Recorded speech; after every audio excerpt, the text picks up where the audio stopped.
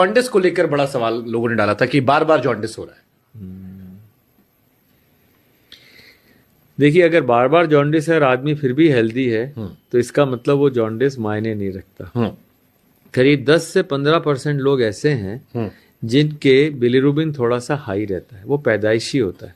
अब जैसे सारी उंगलियां एक जैसी नहीं है, एक छोटी है, बड़ी है।